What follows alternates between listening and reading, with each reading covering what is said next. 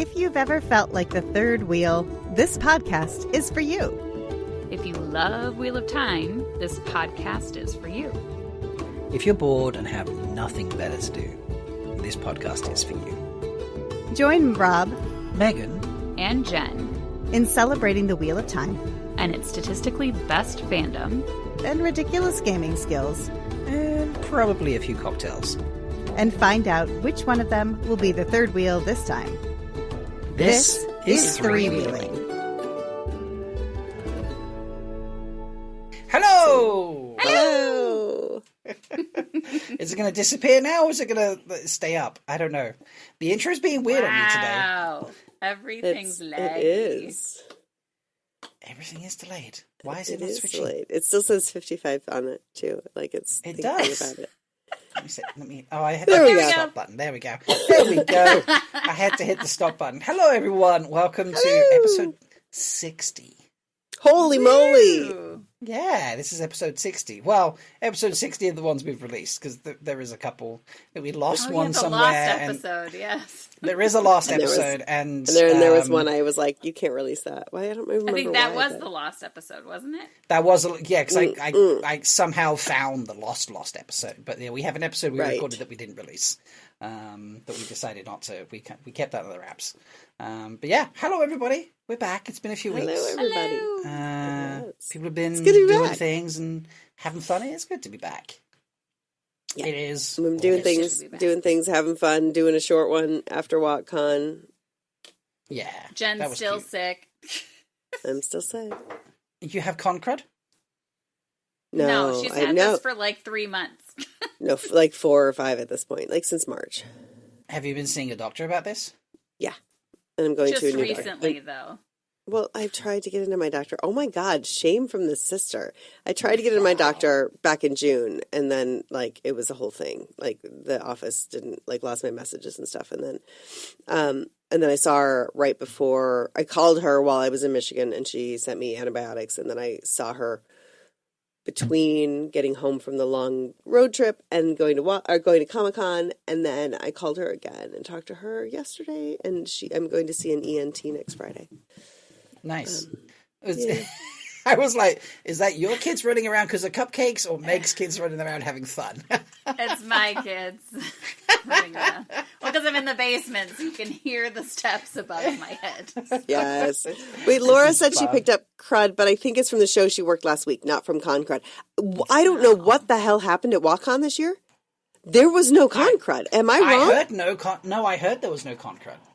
I mean, I was Everybody like, did their due diligence and was healthy going in. Well, except you, except for me, but um, I'm not. I wasn't contagious because I was on 7 runs of antibiotics, and this is I don't know. This is some weird sinus infection thing. It's not contagious, but But I kept telling everybody, I'm like, I'm not contagious. I'm on antibiotics. I'm not contagious. I felt so bad, but yeah, LBF I was says like, Tavern had a light cold after, but that's Oh. about it. That's we it. heard. Oh. that's probably So for travel. someone who didn't go to WalkCon is Typhoid Rob. Mary. right? Who I was do it that said I honestly- was going to be Typhoid I- Mary? I do honestly think I might have done it one of the years. There was definitely a bunch of people that got ill one year, and I had been ill just before the con, and I was like, maybe I was still infectious when I got to the con. So, Well, and I exactly. always have masks there'll be with every me. chat. Rob didn't go sus. There, yeah, it is sus. Fair enough. Look, And I look. had masks. I felt like I should be masking because I was coughing so much, but I was like, I promise I'm not contagious. Yeah. What were I'm we saying, glad Rob? there was no crud this year. No, I was going to say Delusions didn't go. Tom didn't. No, yeah, Tom didn't go. Yeah. Who else didn't go? You weren't there. Jenny wasn't there. Jenny wasn't there. Vance wasn't there. It's probably me and Jenny because of the international None flights. of the that's what it Black is. Tower were there. No Black Oh, Tower. they'd and be one the- of them they is would be- always ill. One of them is always like. Do you remember the first year Andrew had to I spend his think entire Andrew's weekend always in sick, the broom? and then he ends up Yeah. putting himself in a room and never coming out the whole Let's time. just blame. Let's It's happened just at like let's 3 just, cons or something. the yeah. poor guy. Let's just blame Black Tower. I think. That's Yeah, the Black Tower, the taint. There we go. The Yep, tape. they definitely have the tape. I didn't realize none of them were there this year. Wow. No? No. God. It was a weird year. It was Yeah, a weird year. it was. But speaking of WalkCon things that didn't happen, Taylor Napier didn't happen at That's true, WatCon. he did not. But, Rob, you might not know this. I hand-delivered our three-wheeling cocktail recipe book to Taylor before he left town. Before he left town? You Yeah, mean so before he he left and Ra- LA? Yeah. So he and Rafe have. Oh, he and cool. Rafe have a copy now. Amazing. I did not know that. You Yeah. had not told me that. That's awesome. Well, Megan sent me home with two. Am I hot? I'm really. I feel like I'm really loud. I'm gonna drop No, my you feel gain good. a little bit. Okay. Megan sent me home with two. One for Nikhil, who I'm supposed to see this month. Now that it's August, I'm seeing Nikhil this month, and then, and one for me, which is lovely. And then I was like, wait a minute, Taylor's in LA, so like we were gonna give him one. And he was a guest on the show, so we should give him one. So I jammed him and I just said, like, hey, if you haven't left town yet, I'm leaving for Comic-Con tomorrow, but let me know if you haven't left town or we can meet up when I get back. And he was like, I'm leaving the day we normally get back from Comic-Con on Sunday. We didn't come back till Monday this year. He's like, I'm leaving Sunday. So I just dropped it off at his place while he was at Sutton. I didn't see him, unfortunately. Wow. But I dropped it off, which was fine. And he says, thank you to both of you. And says, because I said, love Jenn and Meg and Rob. And he says, thank you. Yeah. Cool. I mean, Spreading hopefully the good news of Megan's cocktails. Yeah. Does that mean his filming for his movie might have been already finished? Yeah, it should be done. That's I'm very sure cool. it's done. Yeah. Yeah. I mean, very, it's very possible he's coming back for more, but I mean, and maybe there's reshoots at some point. But that sounds cool. right. I mean, Reshoots or something, yeah. I think it was like a 3.5 or 4 week shoot. That sounds Okay. approximately right. Yeah. Yeah. Very cool. It's typical. Speaking of cocktails, Oh no. Oh no. Hey, Jen. What, Rob? I'll let you finish throwing your guts out first. Do you know what time it is? I don't know, Rob. What time is it? I think it's time to ask what's Meg Meg drinking? drinking. We ended really well there. We didn't start well, but we ended really well there, I feel. So it always sounds different for you, though, because I sound like we started good and then we ended terrible. Oh, Something no, we about were in our sync. delays Well, for is me, opposite. with the delay when we ended, we were in sync. So Okay, good. I'll take that. if you're listening, you need to comment and let us know where we synced up at the Did it beginning, suck or at was the it good? end, or neither. And also, I'm curious if you're listening, if you're wondering how much longer I can get away without actually Meg revealing what she's making as a drink, because the whole purpose of this question I could is keep to talking get- for a little bit, I too. know, this is great I fun. could The keep stare she's talking. given us now is quite funny. That's right. That's right. Laura says we synced at the end. Thank you, Laura. Yeah. For So telling us in for the comments The live listeners, yeah. what you heard, and then for non-live listeners, if you can let us know if Jen was right on the other end, then maybe we'll Yeah. see. We'll see. What? Go on, Jen. I don't know. I could keep talking. We'll let her go. Yeah. All right, Fine. fine. Meg, okay. what are you drinking? So I'm going to do the inspiration and then how I came to the title. So I found this cocktail called Spring's Bloom. It's delicious. And I was like, how do I make this Wheel of Time themed? And I'm on the Forsaken kick. So can you guys guess which Forsaken this is for? Four Springs. What Grendel. have we done? We already did Grendel. Right. Springs blooming, did you say? So Spring's First Bloom is what it's called. Like the original Spring's Bloom. cocktail.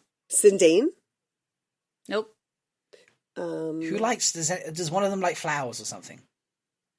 No, I'm thinking of something else. Oh, I'm thinking let's of see a- if anybody in the chat has said anything. I'm thinking of a trashy vampire novel that I'm reading, or series that I'm reading, where one of the ones that people that was a bad person, Agenor. I already did Agenor. What cocktails have we done? Balthamel. It is Balthamel. It's Because the Green Man blooms. Oh, because Yep, so blooms it's Bloomin' within him. Balthamel, although my mint's sinking now. Bloomin' It's been in for so Balthamel. long. I'm Yes. dead. Bloomin' Balthamel. I thought it was funny, and Troy It's told me hilarious. like I was not funny, but It's. Well, I think has it's Troy hilarious. read the books? You know, like Yeah, he he has, has. yes. He has. Okay. He read Eye of the World like 700 years ago, Like when we were dating. and he doesn't reread. So it's been a minute, and I don't know Balthamel's people to do death that. is never mentioned again in the series, basically. So is it good? Balthamel's basically forgotten. It is how very to good. So this was very Yes, popular tell us what it is. with Yeah, all sorry. the moms at Memorial Day this year. So Anyway, so the whole idea was like, so it's created by Charlotte Voisey, Voisey. But anyway, all of those floral flavors and everything just made me think of Balthamel dying. So the recipe is this. So in a shaker, you pour. Well, I mean, that's how he died. Yeah, perfect. Yes. Fucking great. So in a shaker, you're pouring 1.5 ounces of gin. It says Hendrick's preferred, but I just use the London Dry. 1/2 ounce of elderflower liqueur, Saint Germain for me always. 3/4 ounce of lemongrass simple syrup, 3/4 ounce of lemon juice, 1 dash of lavender bitters, 1 ounce of egg white or 1 whole egg white. Shake till foamy, add ice, shake till cold, strain into glass, and then garnish with mint or micro leaf. So you have to, like, you can't find lemongrass simple syrup, so I had to make lemongrass simple syrup. So I have the recipe for that as well. So you're basically doing 1 1/3 cups of water, 1 1/3 cups of sugar, and boiling it until the sugar dissolves. Well, you don't want to really boil it. You want to heat it until the sugar dissolves.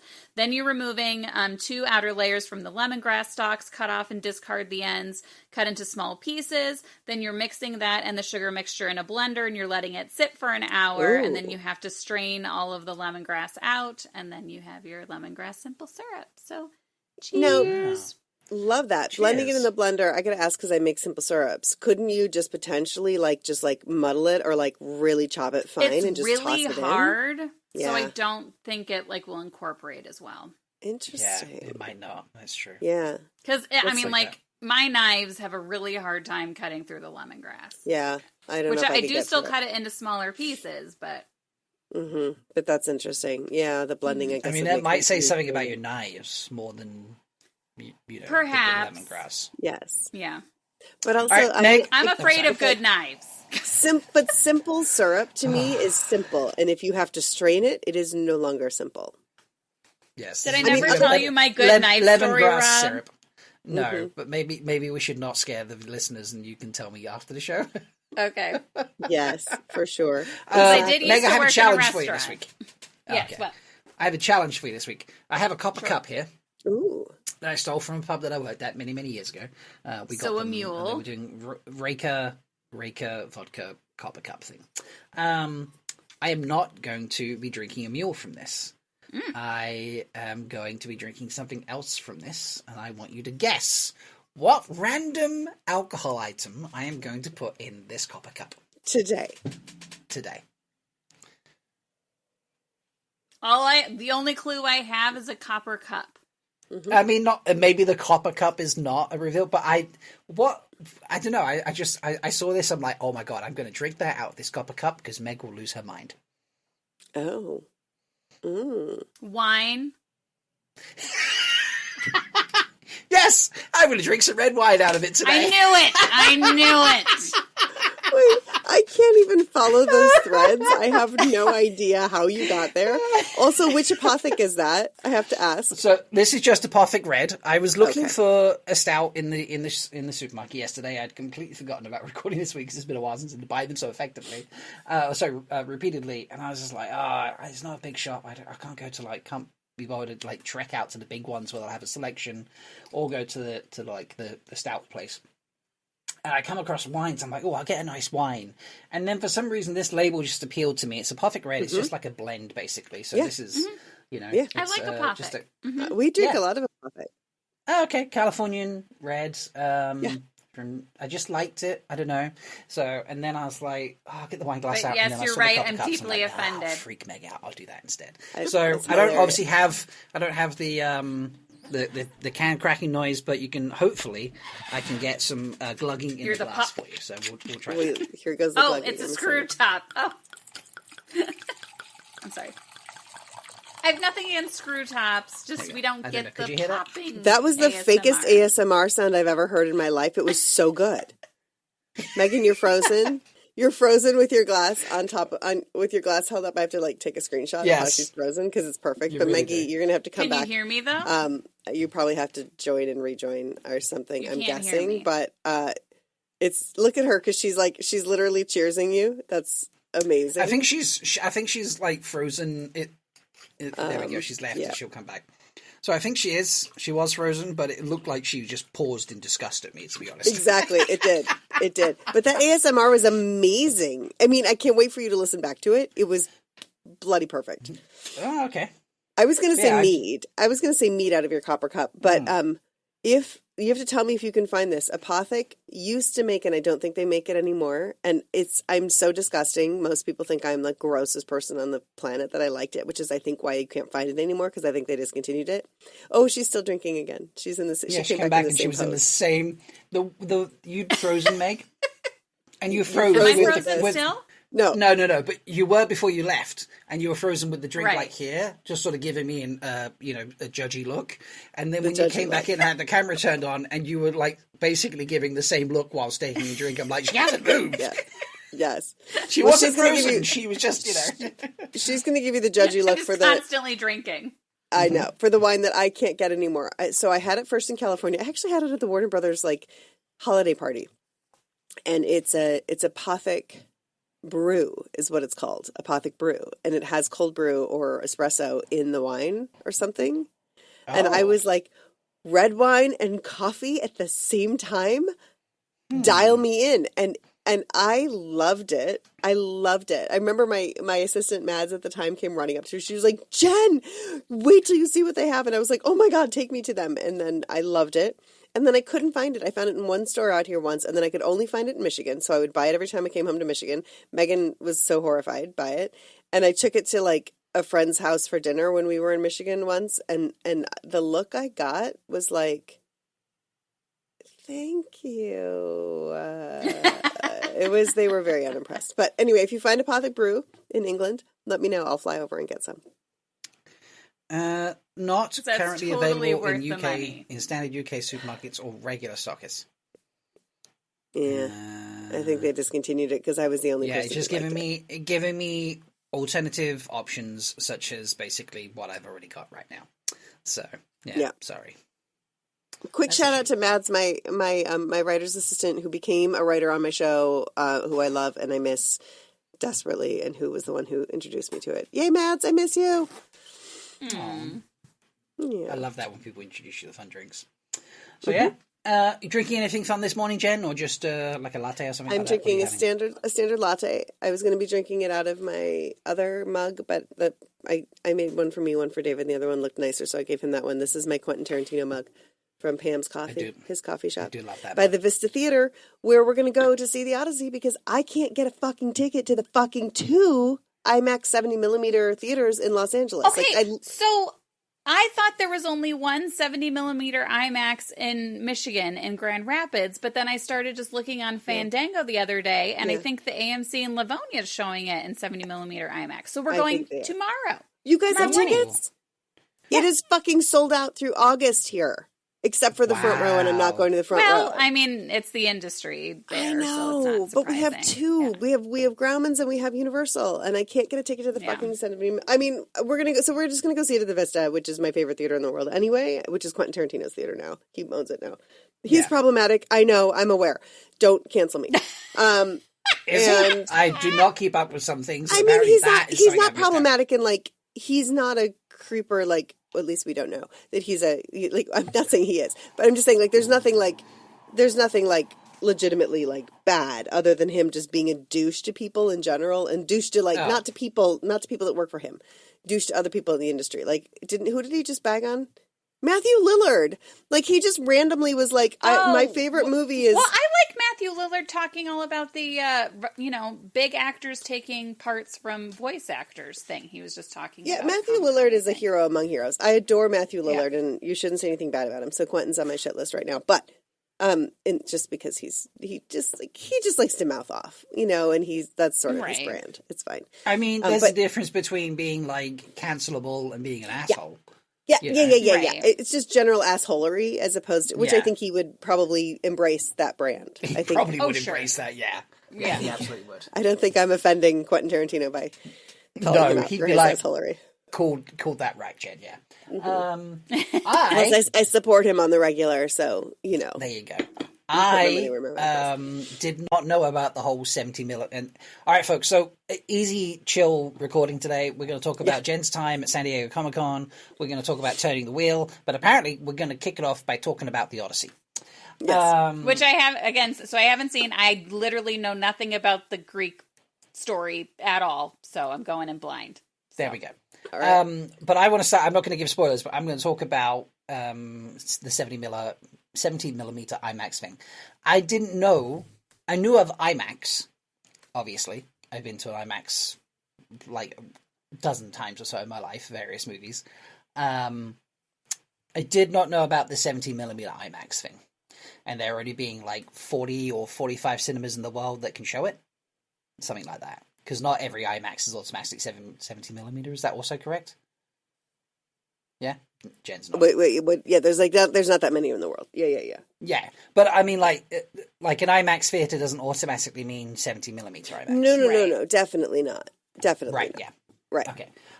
So I knew that the cinema I go to, my local View, is has IMAX. I knew that, and then I saw like a whole thing about the 70 millimeter thing. I was just like, oh, I wonder if it has 70 millimeter IMAX. You never know, because Manchester's a big city. Like, it's possible, and it does. And I'm like, well, that's super fucking convenient. And I was looking earlier this week because I was like, oh shit, I've got like 2 days to use my monthly cinema ticket. Otherwise I lose it. So I better book something. And I'd looked at the Odyssey earlier in the week and I was like, oh no, that's just booked out. And then I looked at Spider-Man and that was worse. I was like, oh my God, fine. So I sucked up going because I didn't want to go to see the Odyssey when it was like a full cinema. But I was like, fine, I'll suck it up and do it because Spider-Man is not an IMAX and it's smaller screens and they're full. And like, at least if you're in, a full IMAX, you're still on a big screen. If you're in a full tiny screen, it's like, well, I've wasted my money. So I actually did go and watch the Odyssey on Wednesday night after work. In 70 millimeter fucking IMAX. In 70 I'm so millimeter jealous IMAX. of both of you. Ugh. Yay. Incredible. But you can't say God. anything. I don't want any spoilers. That's fine. LBF's closest 70 millimeter IMAX is 3.5 hours away. Ouch. Sorry about that. And your closest just general IMAX is 2 hours away. Oh, I'm sorry, man. That's rough. I am very lucky for being so close. I have opinions on the Odyssey, but we can talk about it next time. Excellent. We'll talk about it next time, and maybe we'll bring in Emily Wilson's opinions. Have you heard about this as well? I have heard about this, yes.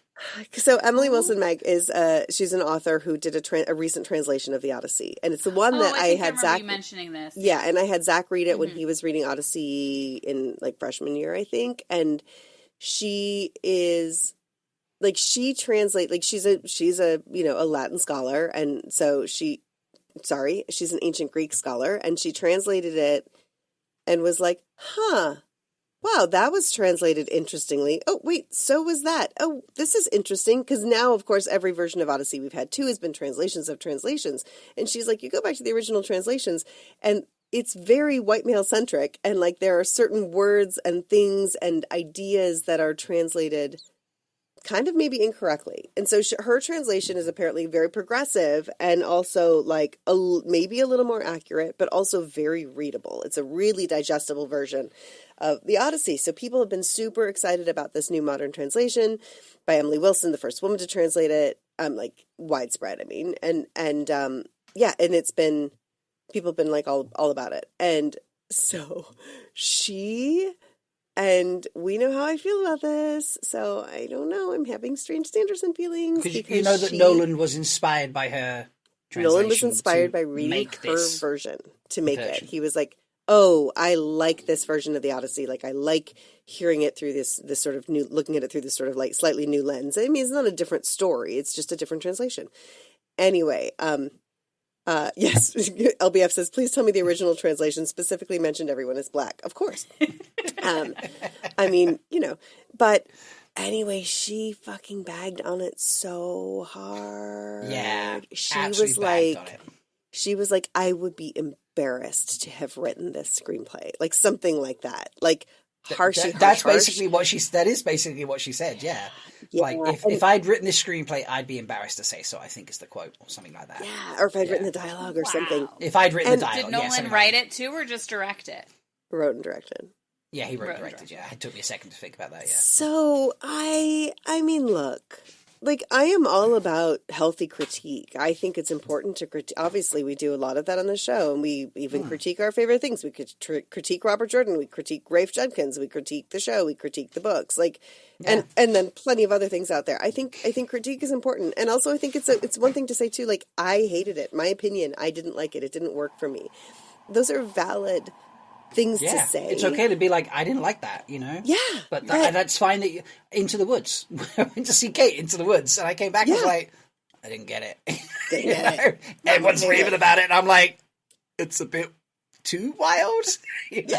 So, you know, like, it's okay to not like healthy things, critique, you know? and critique that says, like, oh, you know, here's a way, you know, if I'd done it myself, I would have done it differently here, or here's something I would have done differently. Honestly, I just feel like, and I feel like sometimes it comes more from the literary crowd, because I feel like the literary crowd has a bit of a, like, I'm the expert in all of it. I don't know. I mean, I don't know Emily Wilson. I don't want to bag on her. My format is more academic and maybe than yours. And certainly, and there's an academic element to it, because I think academics do tend to be like, I'm right and everybody else is wrong. I was an academic. I can speak from this, but. You know, like, thank you, Megan. I know. She's like, that's my sister. Yeah. But I do think, I'm like, that's not the way you say I didn't like this movie. I think you say, I appreciate that he used my book was my translation was the inspiration for him to make this movie. I feel like he missed a lot of the big points I was trying to make. You could even say it that way. You could say, like, I wished he'd talked to me and I'd consulted on it, because I would have said, hey, here's something I would have done differently. I mean, even that bitterness of, like, maybe she's just bitter that they didn't bring her in as a consultant. I don't know, but, like, who knows? I'm embarrassed. I would have been embarrassed to have written this dialogue. Fuck that shit. That's just harsh. You and should have started off on the other end of it. Yeah. I don't know if, like, I think she should have come in and been like, you know, I understand that I'm grateful, or you don't even have to thank anybody. You can be like, it's very cool that I inspired him to make this visually. I don't care who you are. I don't care what you feel about the movie. When you've watched it, you'd be like, this is visually very, very, it's insanely impressive, visually speaking. Okay. Like, I have to say that hands down. That's the first thing I say about it to anybody. But, like, you know, you should be like, I've inspired him. That's cool. It's very visually impressive, all that sort of stuff. It's not my story, but for what it is, you know, like, fine, you know, but if I'd wrote it, I'd have done this. You know, you don't have to come in and be like, well, this is fucking shit, and I'd have been embarrassed if it was me. Like, you don't make movies. Well, and it's also not her, and it's also not even her story. She just translated it. Like, it's also like, she's not the author. She didn't write it, either. Well, it's not even like Sanderson like bagging on something. There could be errors in her translation too. You know? Is there what? It could be. Yeah. So there could be errors in her translation as well. Like, I mean, look, I think he ended up going back to this sort of like a little bit more male centric storyline. But I don't know. I haven't seen it yet. But also like, give you spoilers. Sorry. Yeah, that's all right. But I'm like, I don't know. I'm just like, there's the other thing is that. And we've talked about this before, because we've talked about this a little bit with Taylor getting heat, like, and actors from the show getting heat, and Rafe getting heat. Like, there is a human being on the other end of it. And your statements of, like, your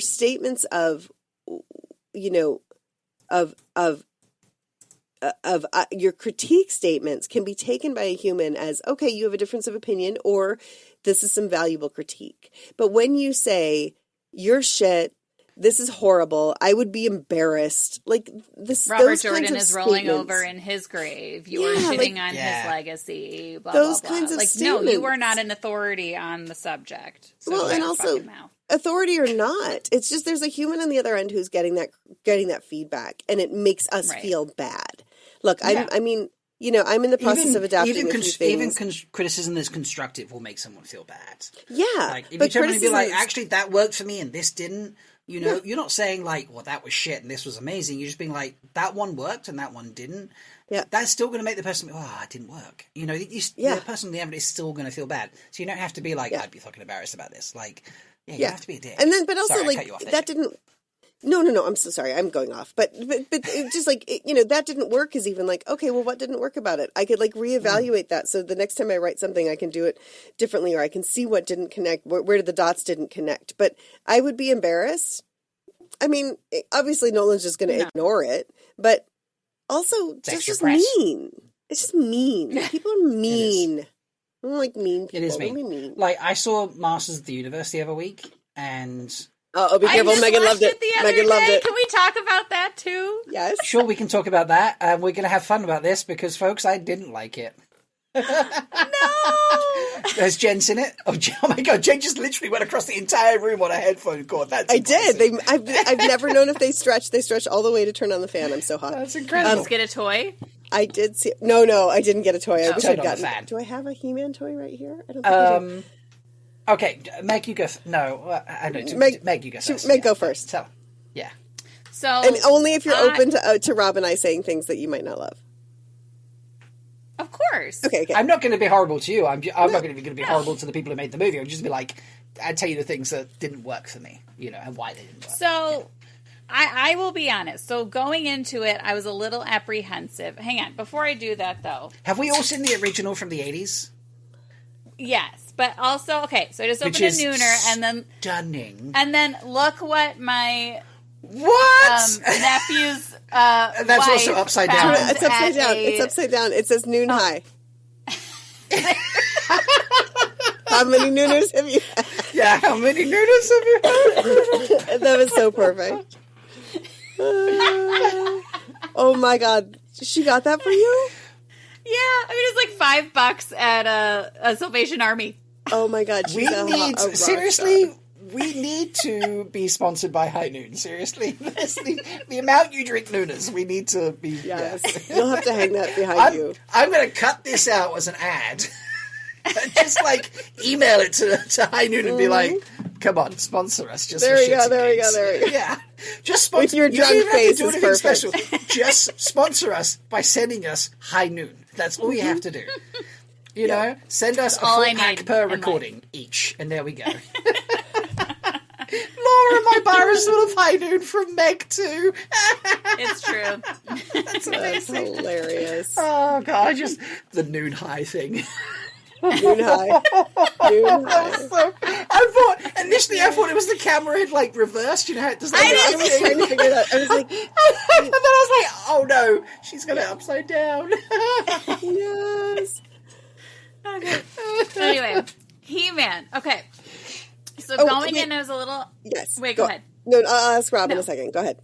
He just said, are we all familiar with the one from the 80s? And I assume you mean the animated show, not... No, sorry, the movie. You mean the movie. I mean the movie, Masters of the Universe. I am not. I don't think I ever saw... I mean, Jen, obviously I knew Dolph I've seen pieces of it. I never watched the whole thing. Oh my God, the three of us need to watch it. It needs to be a project. I don't want to copy the talkies, but the three of us need to watch this. Now that we've all seen this version, we need to go back and watch that one. So anyway, carry on, Meg. Sorry. So going in, I was a little apprehensive because I somewhat watched He-Man because I was obsessed with She-Ra. Like, Jen, can you confirm? Megan's Wheel of Time as a small child before she was old enough to read Wheel of Time was She-Ra. The television show. And that's how we taught her how to understand time. We would be driving somewhere and she'd be like, how long before we get there? And I'd say 3 She-Ras, like, 3 episodes of She-Ra. Like, that was how she understood how long it would take to drive somewhere. She had almost every toy from the toy line, and she was obsessed, and she watched it nonstop, constantly. So yes, and she was She-Ra, and she should put up her Halloween picture of her as She-Ra. Yeah, I did. So Troy and I did She-Ra, and he. Oh, actually, hang on, I'll be right back. Hang on. Oh my God, is she going to get it? I don't know what she's going to get. She's probably getting the sword. I'm guessing. But she was obsessed. I assume she's off to get a photo or something. That's really cute. Yeah, so she is the expert. And so granted, He-Man obviously came first and whatever, but like Megan is the absolute like expert on She-Ra, no matter what. I never watched She-Ra, but I like, you say the name, I'm like, oh, I know it's one of those like 80s TV shows like He-Man type thing. Yeah, I mean, She-Ra Adora is He-Man's twin sister and has a different origin story and then like had her own series. So that's Princess... Oh my gosh. There we go. The swords, yes. There we go. So I love it. They're totally made of styrofoam. Nice. But Troy cut them out of styrofoam and then please don't drew... rub them together, what? please, because that's one of those noises for me that just really teeth on edge type thing.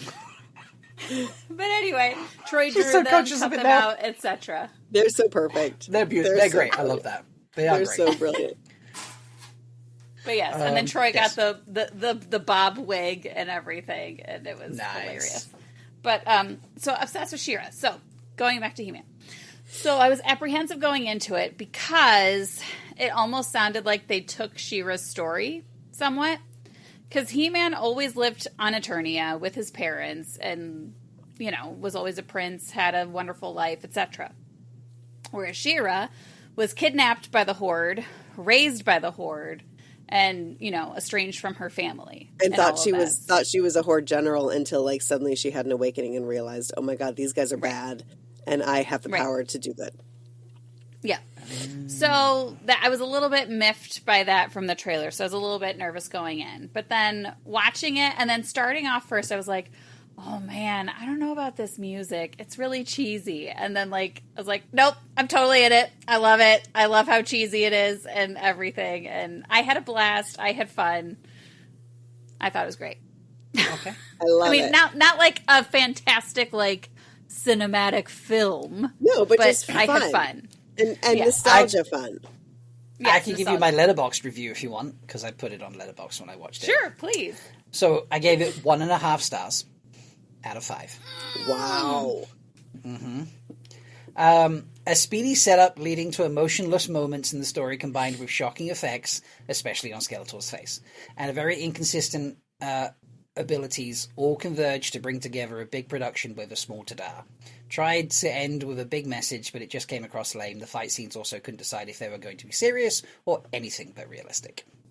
And that's my problem with it. Let me ask you this. But did you only watch the movie or did you watch the cartoons? I watched a bit of the cartoons when I was a kid, but... See, I think that's where it's hitting differently for you. But it's not even that, and I guarantee you this is not a comparison to the cartoon thing, all right? Why is he trying to solve things with Skeletor using HR procedural operational talents? I just think that was supposed to be funny, and I think... obviously that has nothing to do with either cartoon nor movie, but yeah. Yeah, I was like, the whole bit about being on Earth didn't seem to matter initially. He's there for 2 seconds, and then he's back, and then it all comes to pay off in the end in what a weird way. And the fight scenes in one breath were really realistic, and the next they really were okay, this feels very magical or supernatural, or I suddenly have this insane strength or whatever. And I was it couldn't figure out whether it was trying to be a serious movie or a cheesy, campy movie. And I'm we just kept getting a bit of both. And I'm I didn't ever think it was trying to be a serious movie. I don't know. Yeah, I would say I embrace the camp. So here's what's funny. I'm such a dork. So I had a moment when Dolph Lundgren's in it for 1 second, right? He's the gym bro. He's a cameo when they're in the gym. So he has his cameo in the moment. Now, okay, this is how bad I am in the movie. When I'm in a movie, I'm I'm not thinking about who the actors are. I know I should be. I'm I recognize it because of the movie, so that's why I knew. I had a half of a moment where I thought it was Sam Wilson who played Flash Gordon in the 1980s Flash Gordon movie, who I actually saw at Comic-Con this weekend. He was Sam Wilson's always there signing, and I looked over and I was like, Jared, there's Sam Wilson. I mean, we see him there every year, but we didn't go and talk to him because the 1980s Flash Gordon movie also serious and camp. It's both. It's really dramatic, and Timothy Dalton's in it, and it's a big deal, but it's also cheese whiz with 7 crackers. But if you think also about the fact that the Flash Gordon movie in the 80s has a Queen soundtrack. So it's not only it's also Queen. And then in this they got Brian May to compose Eternia, the song Eternia. The song was great. I do have to admit the song is amazing. So I'm wait a minute, this sounds like Flash Gordon. And then at the end, I'm holy shit, it really was Brian May. I couldn't believe it. And then I'm how did you guys get Brian May? Of course. But so I felt it was a love letter to Flash Gordon in some ways. you know, and of course, while I was thinking it was Sam Wilson, not Dolph Lundgren in the movie, Right, I was like, what? But then I got my shit together and figured that out. But because I laughed out loud, and then I was like, wait a minute, I think that was Dolph Lundgren, which is even funnier. So anyway, but I thought it was a love letter to that sort of style of campiness of Flash Gordon, which I love that movie, even though it's crazy. So it is crazy, and it's a great movie. Is. Yeah. Hi, Tati. I think in the Flash Gordon movies, like when it's being serious, it's super dramatic serious, which to me also lends itself to campy silliness. Like because if you really go dramatically serious, there is an element of being goofy with it, camp, and camp, and that sort of lends itself a little bit. When Masters of the Universe, when this was trying to be serious. It was trying to be like almost deadpan. So serious. what parts? I mean, are you talking about like when he was with his father? When he was like dying? when he's with his father. Yeah, when he's when he's trying to convince Skeletor to take HR seriously. When he was like trying to. Live I didn't think of that as serious at all, though. To be honest, no, but I didn't. I thought of that. That part is just camp. And then the whole I'm. This might be how it works in the cartoon, I don't know. But the whole, the sword doesn't give you the power thing, you have the power. But I'm just like, it felt preachy. No, I mean, and that wasn't from the cartoon. That was... No. It felt, the serious moments felt like it was trying to be preachy and give across a message and, all that sort of stuff. And I'm like, it didn't fit for me. I was like, these are two puzzle pieces that don't go together. So the preachy and the message, and especially with the Orko cameo at the end, that's literally every episode of the cartoon. There's always some message or moral to be learned. But I didn't feel like there was any of that until then. Nothing they'd done throughout the movie, constructively built towards that being the movie of the message of the movie. What's happening in these, because Thundercats is the same thing. Thundercat cartoons are absolutely the same thing. Well, I think that was all 80s cartoons, to be honest. Absolutely, yeah. What happens in a cartoon constructively contributes to the message that you're meant to learn as a child from it. And that's probably half the reasons, kids' television these days is, so different. LBF, I'm sorry. Well, as you said, let's be a lesson about what happens when you try to take Massey seriously, Rob.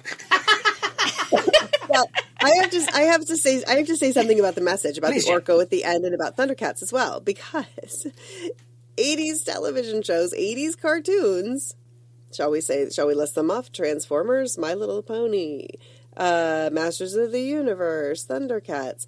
They were all commercials for toys, and that's illegal.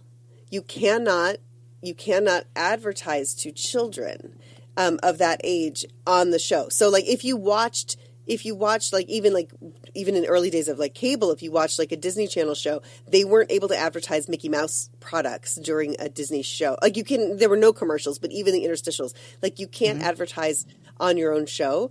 So, because there's a whole thing about trying to brainwash children. So all of these shows that were G.I. Joe, that were specifically made because of a toy line. The only way they could get around it not being a big giant paid advertisement for the toy was to put a message at the end. So that's why you have Orko at the end of He-Man. That's why you have at the end of G.I. Joe you have, and if you know, you know, or shoot, LBF, help me out.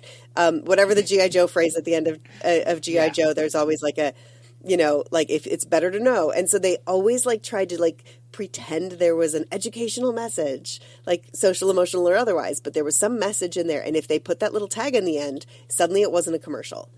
And so that's what all the 80s shows have that. So I do feel here, my take on He-Man was that it was a messy storytelling for me a little bit. And I felt you have this giant property like this, and you've got somebody who's got a vision for it, but then you also have Hasbro, right? Is it Hasbro? Yeah, it's Hasbro. Then you have Hasbro. Or is it Mattel? It is Mattel. It is Mattel. Sorry. It's Mattel. Oh my God! Of course it's Mattel. I literally did. I think the phrase LBS just for in the chat is "Now you know, and knowing is half the battle." Thank you, LVF. I knew you would have it. Thank you. That's it. And apologies to David for me not being able to rip that off the top of my head.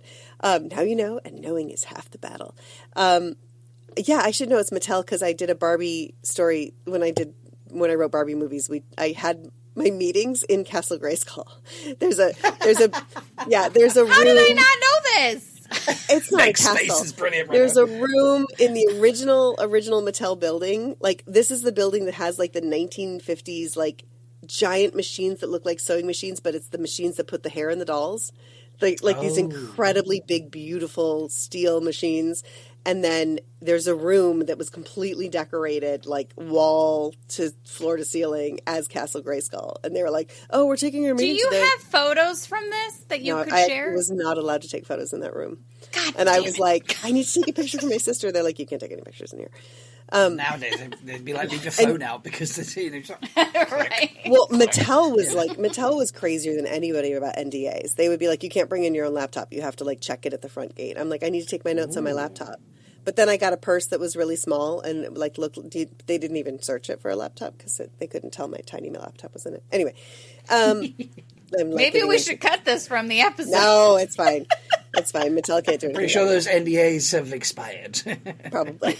But anyway, I think it was a mess. I think you had Mattel weighing in. I think you had the directors with a vision. I think you had the writers with with ideas. You had executives who were like things, and it just felt like it got messy, which I think would explain why Rob was like, "Are we serious or are we campy? Is it a message or is it just fun?" And and there were also like, look, there was some play in the 80s, like when He-Man was Adam in Eternia. It was a little like Zorro the Gay Blade. It was like, is Adam gay? Like, there were questions about it. It was like, There were definitely homoerotic vibes with He-Man. He was never in a relationship with a woman as Adam, Right. well, or He-Man, but he was never in a relationship, and it was when he did She-Ra crossovers, there were many of She-Ra's friends that wanted to, like, so him. Frosta wanted to get with He-Man, but He-Man had a little crush on Sweet Bee. This is true. See, okay. I'm obsessed. I was obsessed. I was going to be like, just because they've got a crush on him doesn't mean that he reciprocates. But it was also, okay, fine. It was also, and it was part of his like identity, his secret identity. Like, no one would think that Adam, who was like effeminate, looked exactly the same but had clothes on, basically. Yeah. You know, and was not tan. I love that his disguise was to take his clothes off, except his underwear and boots. It was so funny.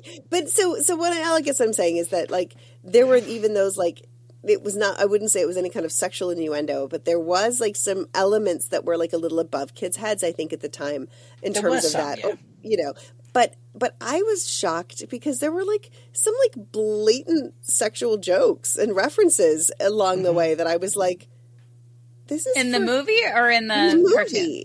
Oh, for sure. Like Fisto? Yeah. Oh my God, I was dying. I was dying too. They were very on the nose, yeah. It was very and like, you've reminded me of something else that sort of bugged me in the movie now. He was portrayed as the young man who was useless. Okay? Mm-hmm. And then he got dumped on Earth for a decade or however long it was and eventually found, because he happened to find the sword that wasn't the power. So it was weird that, you know, when you factor in the entire movie... Well, no, it was the vessel for the power until he used it, and then he was the vessel for the power. I don't think you understood the movie, Rob. Apparently I didn't understand the movie. Thank you so much. Anyway. But when he, you know, picked that up and became buff and everything else that went with it, suddenly it came with it was like he got uploaded from the Matrix. I was just going to say that. Yes. Yeah. I know. He was just like, I was hoping there would have been some sort of like training sequence or whatever or something. Yeah. With Man at Arms. Yeah. You know, I don't know. It was just, it didn't see, it was like there was way too much plot armor and things. And that was one of the examples. Like, I have the sword. I'm suddenly buff, and I know how to do everything. I know how to fly ships. I know how to fight everybody. He didn't know how to fly ships. He had to figure it out because he did go backwards in that little motorcycle-looking thingy. But to be fair.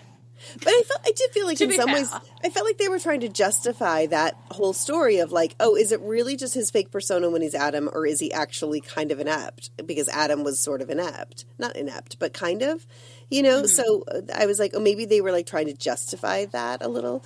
But again, it felt soft. I think soft was the word I used when we walked out of it. It was like, I just felt like the points were all like kind of there. And so if you'd seen the show and grown up with the show the way Meg did, with that level of intensity, even, I mean, the universe, not that show, but if you had grown up like that way, I think those softer edges would have been filled out in your own mind because you knew what the story meant. But I felt for the rest of us who maybe weren't as familiar, I was like, I don't exactly understand what you mean by that. And it feels like it could have been defined a little bit better. So it, you know, like any property that has a built-in big fan base and you want to put nods to them, I mean, we could probably say the same thing about some They need to be Wheel of Time nods that stuff. don't require explanation to people that haven't watched it. You know? Yeah, and I imagine that there are things in the Wheel of Time series that, you know, I'm not trying to bag on anybody, but I'd imagine that I know that there are things that people were like, I didn't quite get. And I'm like, oh, you would if you'd read the books, or let me explain it, or it'll come clear later. And truthfully, I feel like that's a lot of what Rafe did, was like, it comes clear later. It's like, sit down and enjoy the ride, buckle in. We'll get there and we'll explain it the same way Andor but the did, movie which I didn't thought get was there great. is the problem. But we didn't get there. We didn't get there. Yeah. So. And the one thing that I don't think had anything to do with storytelling and was absolutely just a choice for whoever was in charge. And, you know, fine, whatever they made a call, and that's what they chose to go with. But combined with how Jared Leto performed Skeletor, the face, I'm like, you are moving the skeleton and enunciating as if he has lips. So it's like he was dubbed. I actually read that Jared Leto tried to do the voiceover as if he didn't have lips, but they were maybe animating it like he did. Is that what you mean? Like the skeleton seemed to It was move. over-animated. It was over-animated, yeah. Like, I was just like, this almost feels like Skeletor is dubbed. On top, I just didn't like how Jared Leto did Skeletor anyway. I was like, are you trying to... I don't know what he was going for. I was like, that is a choice that... I mean, it's on a different continent, let alone not landing. It just did not work.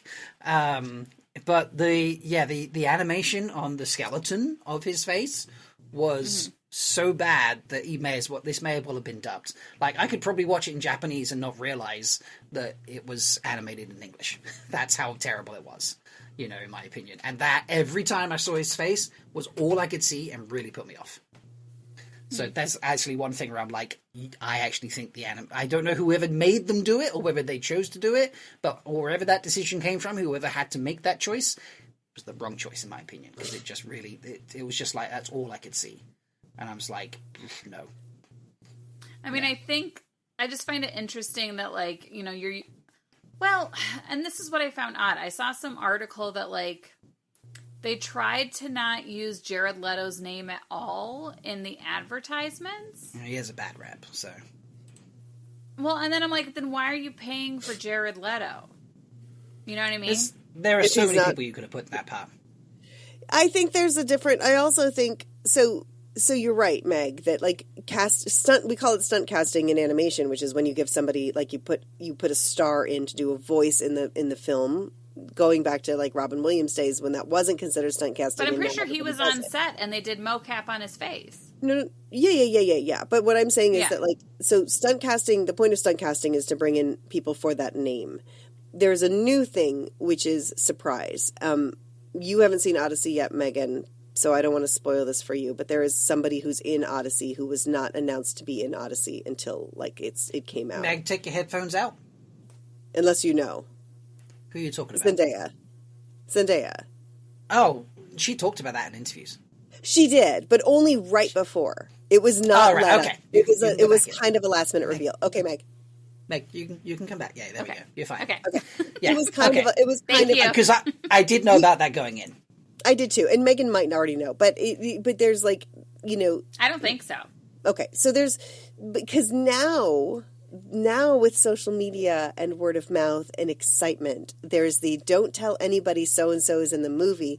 It'll be a surprise, and that goes all the way back to Robin Hood and Sean Connery playing King King John. Oh, was King that Richard, meant to be a Richard surprise? the Yeah, Lionheart. King Richard. Yeah, the nobody Lionheart, knew yes. Sean Connery was Richard the Lionheart, and I remember being in the But theater there wasn't watching word it. of mouth like there was now then. No. I mean, it wasn't that common for a long time, but it's like that big surprise of everybody being like, oh my God, Sean Connery was in the movie. And then it was word of mouth. It wasn't social media, but people were like, you got to stay and you got to see the thing. And so I think, I just saw Spider-Man yesterday, and there were two people in it that I did not know were in it. Do we need Meg to talk to the camera by herself for a minute? Okay.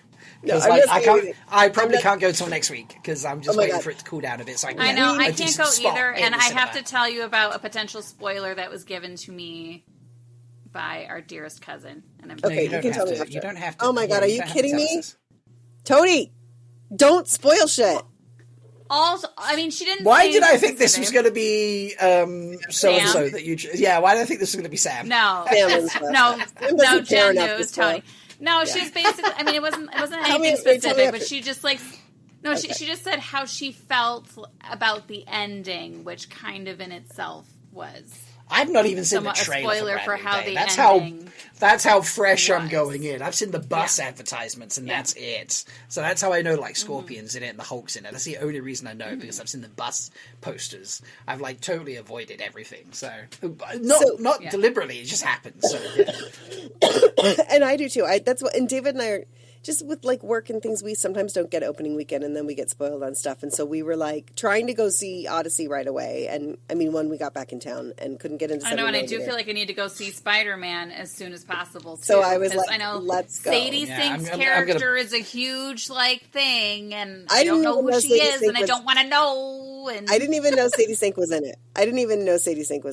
I think I may have seen that a long time ago, but I forgot. But that's okay. That's my thing about Jared Leto, is I think that people are like we're going to gain more buzz. I mean, it's also, you got to remember, a big thing about box office is opening weekend, but it's second weekend. What's the drop off? And the way to avoid drop off is to surprise people with something so that like after opening weekend, people are like, holy shit, did you know Jared Leto was in that? And then everybody's like, what? So it keeps people there for a second weekend. So the idea of a name being the opener is now if there's a name we can keep back, because He-Man, He-Man's going to open on itself just because it's He-Man. Sure. And then you keep Jared Leto back, and that becomes a surprise, and people come back for the second weekend. I want to say too, Alan Oppenheimer, who did the voice of Skeletor in the show, which is so fucking iconic. You know, he's so wonderful. He's still living, but he's 96. And his I know his daughter, not well. She's friends with a friend of mine. And then his grandson, her son, has gone to school with Zach since middle school. Oh, wow. And so, so I was just like, he's 96. I don't think he would be, I don't think he's still voicing. I don't imagine having him come back and do the voice, but probably a lot of work for someone at the age of 96. Yeah. And you can. But I love that cartoon Skeletor has turned into memes and etc. Now. You know, it's It must be a cool revival for him. So. Yeah. So in any case, all I'm saying is that I love bringing back the old voice actors, but I don't know that he's still voicing. And even if he were, then you could just get somebody else to do the mocap. But the Jared Leto thing there's a tactic behind that. Right. It's the surprise. Yeah. Okay. You could still do someone better than Jared Leto. I'm sorry. He's not a good actor. I don't know what he's like as a person. I can't comment there, obviously. I never don't think he's Joker, a good actor. So I can't say anything about Joker. Joker was, for the start, he worked for Joker. Because of what the unhinged style of movie they were making, he gave you that very unhinged Joker. Not like a Heath Ledger Joker. Which do you think they were trying to chase Heath Ledger's Joker? I think they saw the unhinged nature of Heath Ledger's Joker and thought we could go, we could turn that to 11 and make a Joker movie, really go in on it. Heath Ledger's Joker was perfect. He was, and I don't think they were chasing it. I think they were we have to reinvent because in the same way that Heath Ledger reinvented from Nicholson.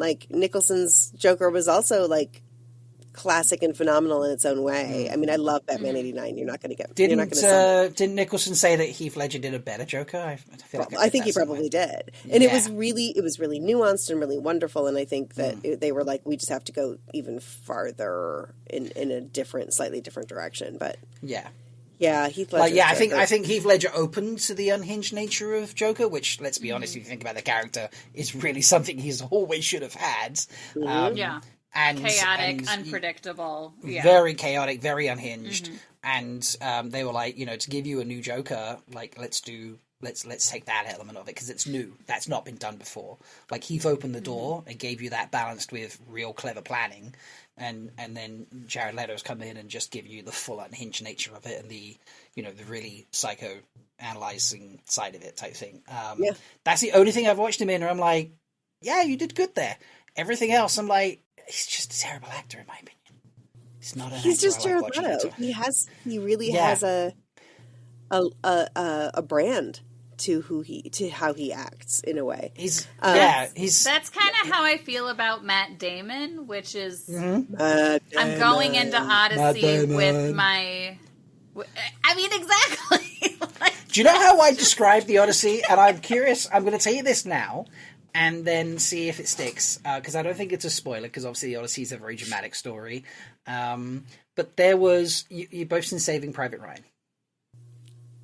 I don't know if I've ever actually sat all the way through it, to be honest. I never saw it. At the time, I was really averse to violence, and I heard that it was a really hard movie to watch, so I didn't watch it. It's a very hard movie to watch. There are a couple moments in there which are extremely... real. And it's very hard for me to sit down and watch a war movie and not want to kill myself just because I'm bored out of my head. But, that's fair. Then my comment won't.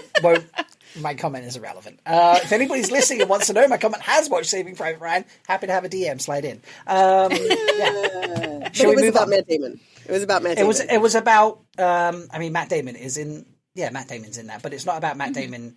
It was. There was a theme of the Odyssey that matches for me a theme of Saving Private Ryan. Interesting. But it was a different. Okay, so it doesn't spoil it, but so in the Odyssey, you go through the journey with Odysseus. Obviously, like that's kind of how it works of the post-Tron War.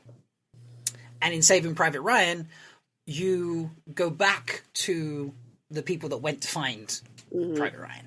And you go through their story and him living that, or remembering that, even though he wasn't part of it, which is a weird way, and there were similar themes there for me of like what his character is experiencing in Private Ryan and what he is experiencing in the Odyssey. And I don't know why, but those two movies just really interlinked to me. And maybe because it is Matt Damon in both. It's probably not really because the focus is on Tom Hanks in that.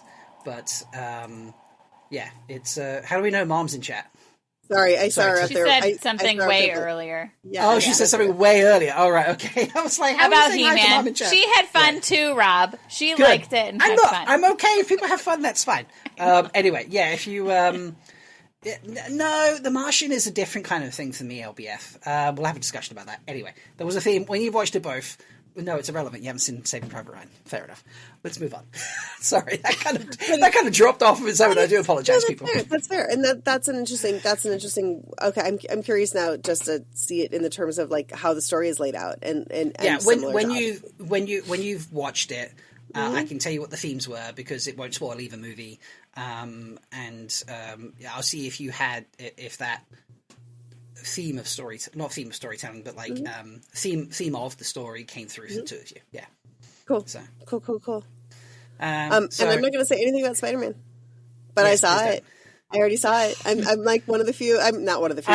I've just looked, and I'm like, I have a sleep appointment on Wednesday to have my sleep analysed, and so I'll be getting out of work early for that. Hopefully, there's no reason I shouldn't be able to do that, and thus I will then have extra time because I'll be done by like 11:30ish at the latest. And I'm like, oh, maybe I'm good. And the screens, although they're not big, are pretty empty during the day in the middle of the week. So do it. I could go see it on Wednesday. I could probably see it Monday or Tuesday, but I'll go Wednesday because I already have to stick around and do things. Anyway, it's already the box office is already like better than Endgame, I believe. Like it's projected to do better than Endgame this weekend. Yeah, it is. So I'm just saying that, like in terms of box office, and let me just say, I'm sure his agents are good enough, but let me just say, Tom Holland better get a fucking ginormous backhand off of both of these, and he should be just set for life after this summer. Yeah. You know? I love him. You've just reminded me of fun tangent. Do you know who made? So, no, this is like connected tangent to both the things we've just discussed: The Odyssey and Spider-Man. Okay? So, Tom Holland is in The Odyssey, obviously. As well as Zendaya. As well as she Zendaya. does know. Yes, she does. That's what we made you take your headphones out That's for. what I made you take your headphones out. Because it wasn't announced I thought that was obvious. I thought everybody knew that. I don't think people I knew knew until because Tom was doing Isn't an she interview. Athena? She's Athena. Yeah, she's Athena, yeah. Tom was doing an interview about how he got the part and then, like, came back from seeing Nolan and was just like, he wants you to play Athena. And she was I just saw like, her oh version of God. that interview. Yeah. Yes? Yeah. No, I actually knew saw that both, because she was at all the picture. Because I've been seeing her everywhere with all of her fabulous fucking clothes. Okay, and I just love her so much. All right. It was new to me recently. That's all. Okay. Yeah, I didn't know about it until close. Anyway, Tom has armor later on in the movie that he wears. I can't remember during what scene. Doesn't matter, you haven't seen it, so I can't tell you. Anyway, he wears armor during one of the scenes later on in the movie. That armor was made personally by Rob Goodwin. Yes. I know. He posted it out like when Odyssey was released. He was just like, I made this armor for Tom Holland. Like, thank you so much to... And then he named, I do apologize, I don't remember the name, the costume designer for the movie. And he's like, so asked me to make this armor for Tom, and here it is. And it's that's gorgeous awesome. armor. It's great. Yeah, it's so great. Speaking of other Wheel of Time crew credits, so I recently just watched Ride or Die. Do you guys know about Ride or Die? Oh my God, yes. Haven't watched it yet. Oh my God, I loved it. I watched 4 episodes. Like I did one episode, Sharon then another. Sharon Caution I watched the last 4. I stayed up till 1 a.m. watching the last 4 episodes. And Sharon did Davina? it. Davina did it. Davina did the hair and Jan makeup. also, and I think Jan Petrina also did the stunts. I mean, at this stage, I was talking about Jan Petrina last week, and I was like, this came up because people were talking about weird connections and knowing people and other things. And obviously, Jen, you work in the industry, so not surprising you know anybody. And Taylor's in it. But Taylor's in it. Yeah. But Jan came up, and I was like, it's so bizarre. Like, when I look back and when we talked to Jan about how, his world is so crazy because he's talking to us about, Zoe's underwater scene, right? And starts talking about underwater scenes. And he was just like, yeah, it's we were doing the scene with Chris Pratt, when he's flying through space, but he's underwater, blah, blah. And he just casually dropped about doing a Marvel movie. And I don't know about you two, but in my head, I was like, I didn't know that. I have to play this cool and not be like, you did a Marvel movie? I didn't. Yeah. I was like, what? And I just feel like we have accidentally had someone on the show who runs the most in-demand stunt crew in the world, basically. I know. Best stunt crew. So yeah, I'm not surprised that Jan was on it because I'm like, everybody wants film car, But it looks amazing. Yeah, I was surprised with how many Wheel of Time people were involved in that Hannah's production, great, which I Olivia's guess great. Shouldn't shock me though, because it is Amazon. So yeah. Maybe they're in contracts or whatever to do a certain amount of projects or whatever. Well, I mean, Amazon also brought Donald back for Young Sherlock. I mean, which I still need to watch. I still haven't watched Young Sherlock. I know I'm planning on it for sure. God. No, I haven't yet. But I do think so. Okay, as much as we've bagged on Amazon for not picking up Wheel of Time, we know that Sony is as much to blame, if not more. I mean, whatever. If we were dishing out 10 portions of fault, I would give. But 10 Amazon, portions of toe, I would probably give 6 or 7 to Sony, and then the remainder to Amazon. Okay, that's fair. That's fair. Yeah, but I that's think my personal opinion. Yes, but Amazon has been loyal to the people who worked on Wheel of Time, from actors to crew behind the scenes, creatives, creatives, yeah, and so there's that as well. I mean, I can't. I'm not going to get into industry stuff. That's fair. So I know I started this earlier. I was like, it's going to be a chill episode. We're just going to chit chat and we'll talk about San Diego Comic-Con and then turning the wheel. Right. And we've spent the bulk of an hour talking about The Odyssey and Masters of the Universe. Yeah. Which I did not expect. I did not either. I did. I'm the third wheel. No, I didn't expect it. I'm full of shit. Jen, I mean, how was San Diego Comic-Con? Comic-Con was fantastic. David had a panel on Thursday that was phenomenal. Yeah, I didn't I hear saw the about how it advertisement. went. Yeah, It was great. tell us about that. It was called From Pitch to Pilot, and it was a group of mostly people in animation talking about, like, you know, getting things set up. Most of them were creators and writers. One of them was also, and directors like David. One of them was also, David's all those things. One of them was also an exec who works at Flying Bark, this amazing animation studio in Australia, but she also, like, they have some deals with Amazon and have things set up on Amazon. Anyway, his panel was fantastic, and he was terrific and funny and hilarious, and great, and told great stories that our kids were like, I didn't know that story. And it was really sweet to watch our kids watching him on stage and, like, smiling ear to ear when he was just funny and interesting. It was really cool. He is funny and interesting. He is funny and interesting. He's a very funny and interesting guy that I married. And then, but the rest of con was great. And Amazon, so I had mixed feelings. My stomach was a little bit in knots and frustration because Amazon had a big panel on Friday morning, I think, that was Rings of Power and... Just because they're trying to pull back the money they've wasted on it. So. I know, and what movie? And they were promoting a movie and Rings of Power. I can't remember. Shoot, I'm so embarrassed that I can't remember what movie it was. I could find it, but in any case, I was just like, Amazon finally is doing their Hall H that they needed to do with Wheel of Time, and I was just frustrated for that. I know. I just keep saying it was trying to be tanked the whole time, it felt like to me. It really did. There was not enough promotion. Meg, do you know how you seem to draw out and or chase the book cloaks? The book cloaks on Facebook. Yes.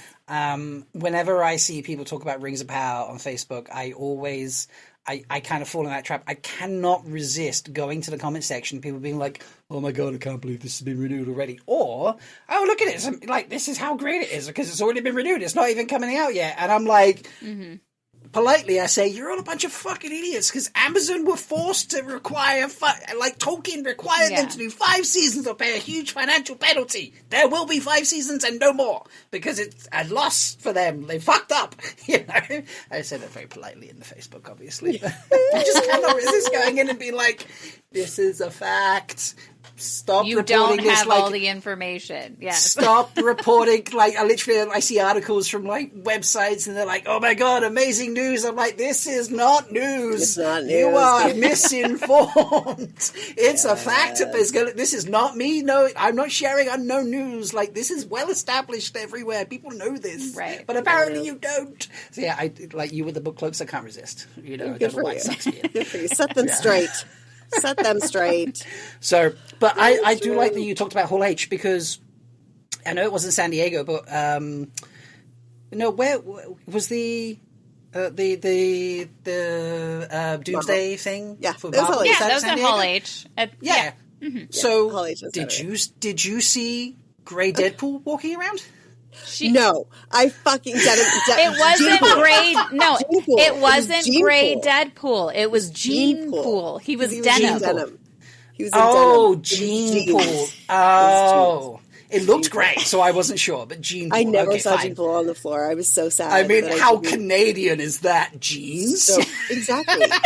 That's the whole point. Okay, I appreciate it so much more now. I loved it anyway, yeah. but that's so much better, yeah. Gene Pool.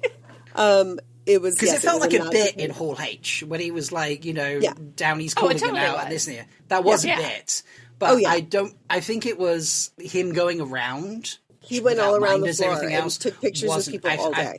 I think that wasn't a bit. I think that was him being like, yeah, I'll come and do this. Oh yeah, and I feel like he's going to show up in the movie somehow. Even if it's just like a post-credit scene. I actually don't think he will, but I think he's going to be in a post-credit scene. I think that's what it's going to be. So he's turned up at the end, or like, the movie's in the can, man, it's done. Right. Right. And what's it? One of the Marvel guys is like, wow, we keep working on it until they physically take it out of our hands. I think that's them indicating he's going to be in a post-credit scene. But even if he's not, it doesn't matter.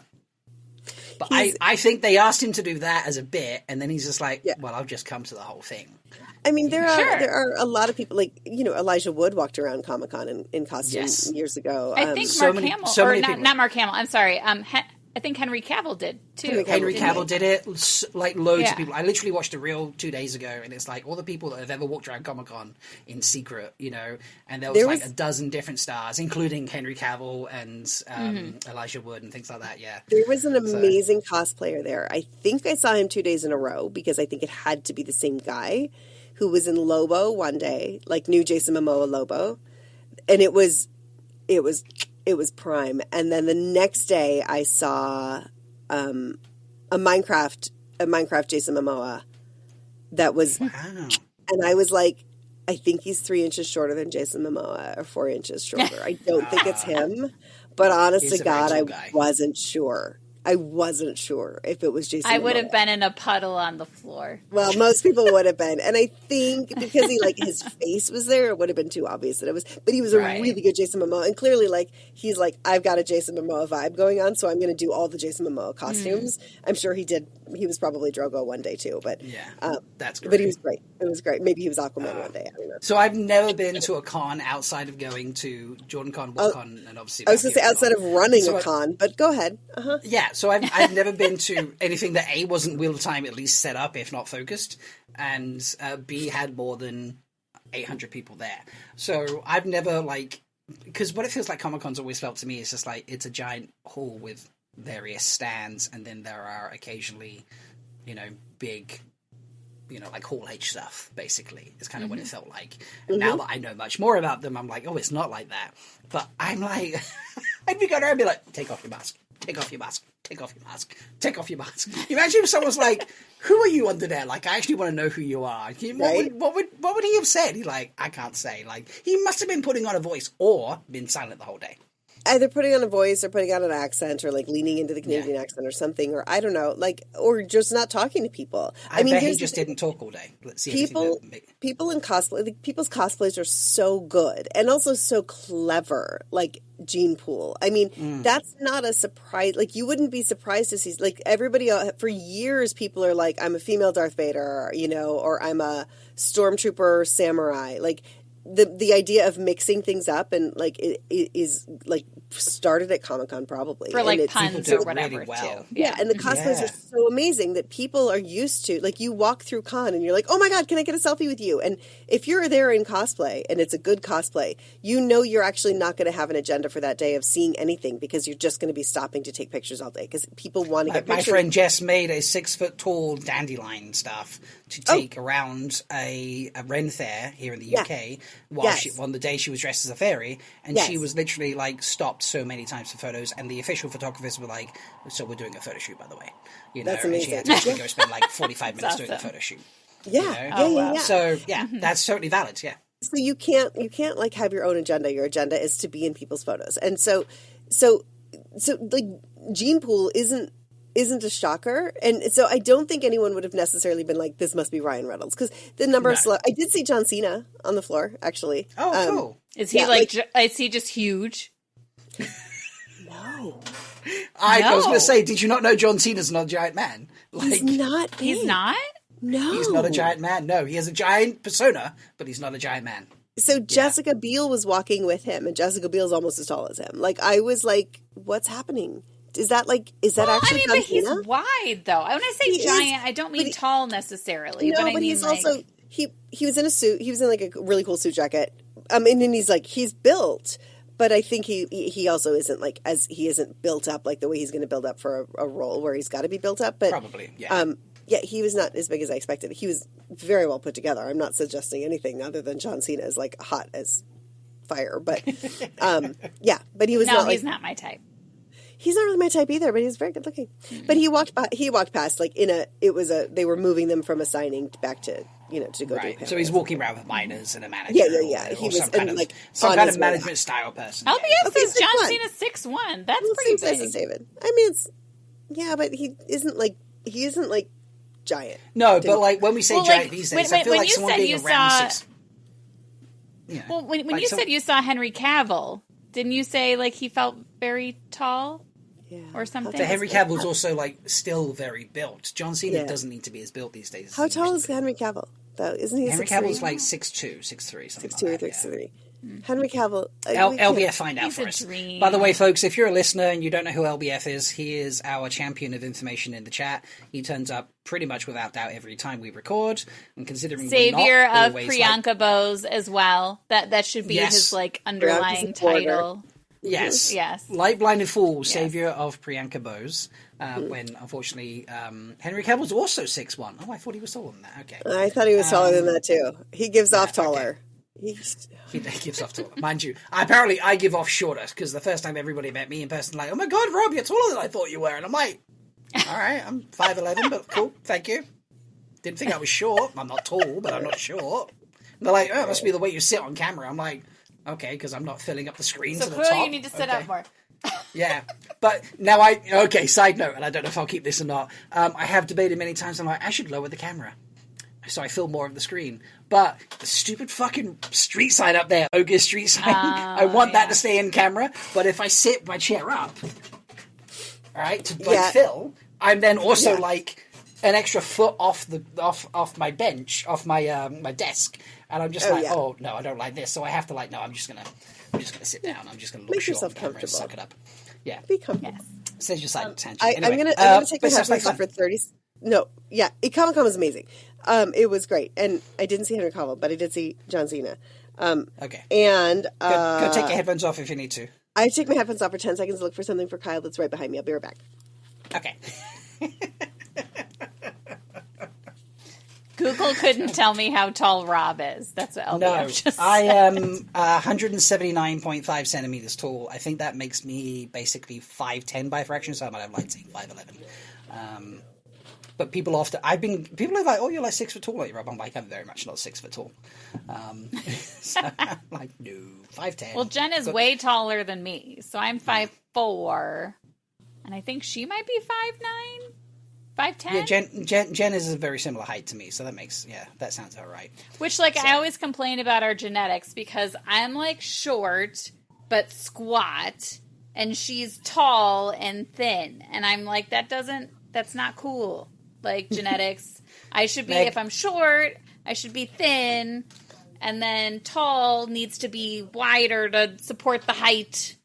But no.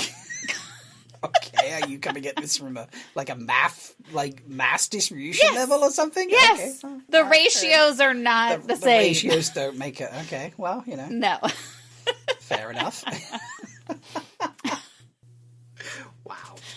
Wow. I know. What? How cool would it have been though to because Ryan Reynolds posted out a bunch of pictures. I saw that. That was so fun. Real. And how cool would it have been to be one of those people that he posted out the photo with? Which I don't want him tainted by this whole Blake Lively, Justin Baldoni thing. I love Ryan Reynolds. What's going on with that? I think Ryan Reynolds is serious? Yes, I'm serious. I don't know.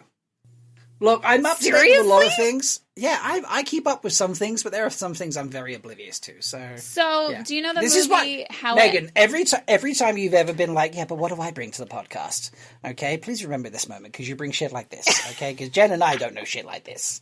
Okay, well, no, I'm sure she knows about this. Well, maybe, but you bring a lot to this podcast. We're like, really? That's a thing? And you're like, yeah. Do you not read the news? And we're like, I read the politics, Well, this has been going on for over a year. So I don't know if you know the movie How It Ends With Us. Did you ever hear about that movie? I haven't watched it yet.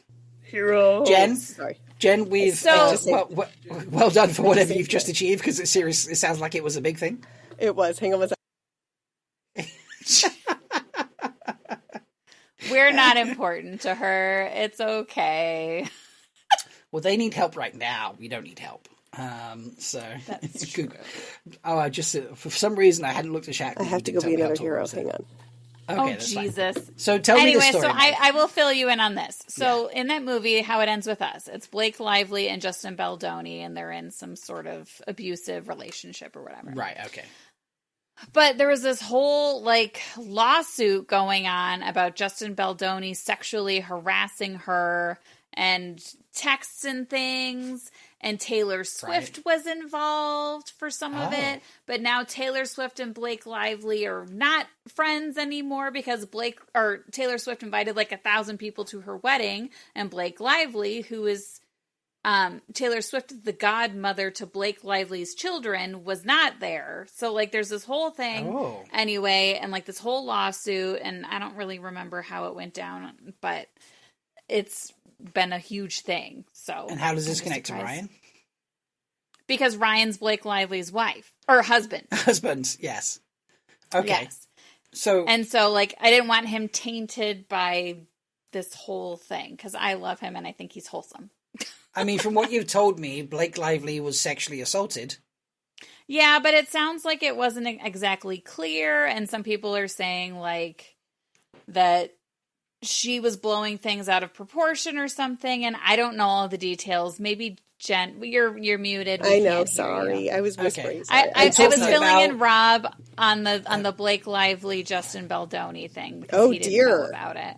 I didn't know about this. Yeah. Because she brought it up. I don't know all the details. I just hope Ryan Reynolds isn't tainted by the whole Blake Lively thing, and I'm like, what? I said I hope he's not tainted by it. Yeah, that's because it is very tainty. It's tainty. I mean, whatever. They've gotten bagged on for other things too, like their wedding in the they had a wedding. Their wedding was at a plantation. Yeah, but anyway, but you know what? Like, he's Canadian. They whatever. They weather it. They're fine. They're fine. I mean, let's be honest. Nobody out there makes 100% of the right choice all the time. I'm not sitting there being like, yeah, that's okay to have a wedding on a plantation. I'm just being like, everybody does things wrong occasionally. Like, and we all do our best, and most of us do our best. Some people don't, but most of us do our best, and there's inevitably. I always go back to Good Place and almond milk, and I always think of when Chidi. You saw Good Place. Oh my God! I do, but I don't remember this. When Chidi finds out, he's like, "This is why I'm in hell because I drank almond milk, even though I know that it's not that good for the environment." He's like, I have almond milk all the time. I know. Like, it's not good for the environment. If you want some alternative milk, the best one for the environment is oat milk. But almond milk's better for carbs. It is. It's better for carbs, but it's not better for the environment. It's a big water drain. Almond trees take a lot of water. Yeah. They're like basically little AI. They're little AI data centers. Oh, now you know how to talk to me. I do. Anyway, a lot of that will all just be cut from the podcast. So congratulations, I'm so sorry. Mom. You get that. You're fine. It's okay. And Laura. Laura's there too. Oh, and Laura. Yeah, sorry. Apologies. And Laura. Yes. Oh, yes. But I was off in momming, and I apologize. But I did say the day twice. Okay. Good. Of course you did. Because you're mom of the year. Yeah. Well, you're both mom of the year. I don't have too much longer, though, because Troy and I have date tonight. We got to drop off the kids with mom and dad. Well, let me tell you about one other thing from Comic-Con really quick, then.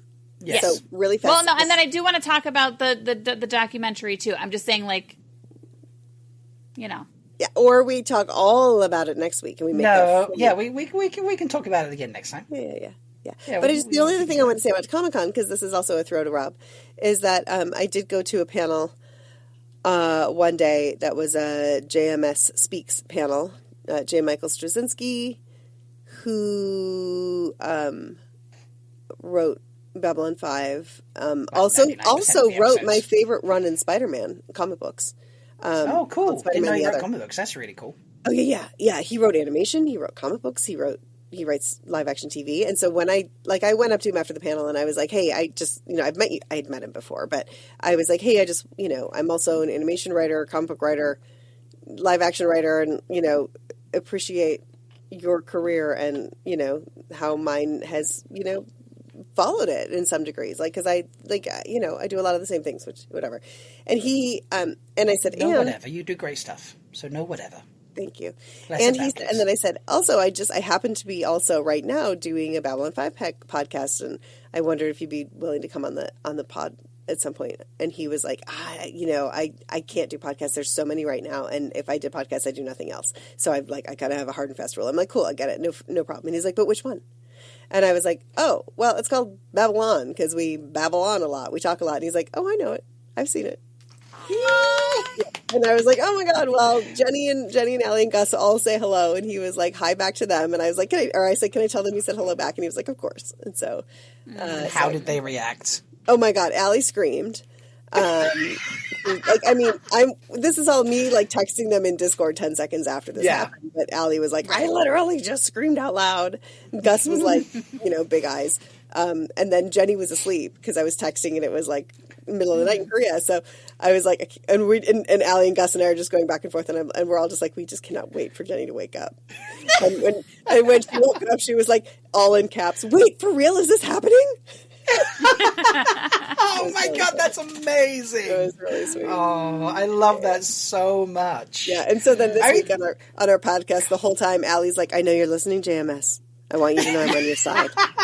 Gus, how many times have we done that on our recordings and been like, because we know you're watching Wraith, okay, so And I don't think he's catching our podcast every week. I don't think that's true. But, maybe when the show was maybe like caught in our production. episode with Taylor.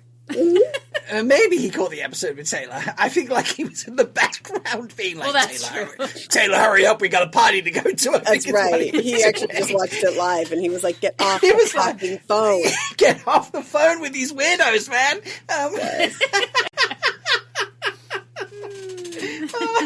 That's amazing. I love that so much. Oh my God. That's super cute. Yeah, that is a fun segue because thanks to Lesbian Ernie and Bodhi, I have been watching Babylon 5 too, along with Kev of 100 Companions, and we've sat down and we've done 7 episodes so far of season 1, although not the actual original episode. That's fine. That's fine. You start like many of us started without the original. Kev did find it and watch it, and I haven't. So like he used like some of the things from the first episode because he like did a rewatch to catch us back up. Yeah. To refresh himself because it's been a while since we recorded, so we can get a buffer in place. And he's like, some of the things in the early episodes make more sense because I watched that first episode now, the true first episode. Like, there are some pieces of information that come out that are important. Yeah. So I'll get to that one day. But yes, as we're recording this, it's not been released, and I was hoping to release it today, but it's probably going to be tomorrow. So when this comes out, in theory, I should have released it. But Kev and I will be co-releasing what we're calling Bullied into Babylon. Because Jenn and Bodhi have been like nudging the two of us to do it for many months. Yay. And so we finally consented, and because I was like, Kev, should we just do this together? Because like I need a co-star. I can't react by myself to something I'm not like. It's not Wheel of Time, or something. If it was a remake of something, like a really good version of Thundercats or something that I was like crazy keen on, like if they carried on with Dark Crystal, things like that, things that I'm like, oh my God, I'm really passionate about this, then I could do that alone. But I was like, I don't know Babylon 5, like I know of it and I could recognize it, be like, oh, that's Babylon 5, but I don't know it, and I'm like, I need someone to like bounce things around with. And so we've been doing it together. We've got 7 episodes so far, and we'll be hopefully releasing weekly episodes. But yeah, I've got this really funny stupid intro. Because I'll show you guys after recording, because it's like, because it's like, quote, oh, it's an old show from the 90s. I didn't get old style intro. Well, I just want to say buckle up, because what seems like an old show from the 90s that shouldn't be relevant to anything we're dealing with in the world. Oh, no, so many times we were like, oh my God, how real does this feel right now? Wait. It's way too much. Way too much. Halfway through season 3, and I'm just like, I don't remember this making me feel so bad. Oh, because I didn't think this could be real when I watched it the first time. That makes sense. Here we are. And yet here we are. It's crazy. So yeah. So hopefully by the time this episode comes out, that will also be released. They should be coming out in theory on a weekly basis. We've got 7 episodes in the bank, so it should be a thing. Laura's going to go meet a potential new fur baby. Well, we need to know about that, so we can talk about that next time. Join us next time, folks, where we will actually talk about Turning the Wheel and other things. And if you've listened this far and you don't know what Turning the Wheel is, ladies and gents, as actually encouraged by Meg and Jenn, because they were the first people I went to about this idea back in October last year. Wow. Yeah, I literally went and found the first message. I was like, when did this start? Because Kev from Drag 'Em Out did an interview, and he's like, so when did you get the idea? And I was like, I need to find out. So I went and found our first message about it, where I messaged him like, I've just watched this and I've got this idea. So since last October, I went to Meg and Jenn. I was like, I want to make a documentary. It's been running since then. I've got myself to a position where I feel I can actually make a documentary about the Wheel of Time TV show. Not what was like going to happen next, or whether it was a good series or a bad series, anything like that, but just the story of how it was made and everything they went through to get us what we got, which, you know, was an incredible story when you really think about all the things they went through. So that'll be out at some point next year, to be honest. There's no way it's going to be... Everyone's like, I'm not 3 till November. I'm like, oh, okay, yeah, maybe Q1 was... Q1 I already knew, like late Q1 was already like a lofty goal. I think late Q2 might also be a lofty goal at this stage. Isn't that how it works, though, in Yeah. general? Like, yeah. So, yeah. So if you've gotten this far in any of my content or any of listening to Freewheeling or just anything like that and you haven't heard of it, yeah, there we go. I'm doing that and I'll tell you more about it next time. So, but that's it. So, who's the third wheel? I'm the only one who's seen Spider-Man. Oh, wait, but you're the only one who's seen Odyssey. I'm the only one who's seen... So Meg's the only one who's not I'm seen the only one one. that hasn't seen anything. There we go. Meg, Shocker, it's Oh, Meg. it's me again. No. And she was the only one. She was the one who really liked Masters of the Universe when you and I were like, Yeah, whereas I'm like, you know. yeah. So on all fronts, it's always me. Do we even need to ask this question anymore? Just pin not it always to the me. podcast. Meg is the real. No, because sometimes it's Even when you're the me. third Look, wheel, you have somewhere Exactly. to fit in. Yes. there's nothing wrong with the third wheel. We love you. That's right. Taylor picked me without even hesitate. I mean, we asked Meg. We asked Priyanka, and she had to think about it for a second. We've asked other I don't people. remember to who think she about said. it. Rob, I think. No, she picked that's you, right. Meg, because of the cocktail. Because she made okay. me a cocktail, no one else did, you know. So yeah. Yeah. But like people have had to think about it. We've asked in the past.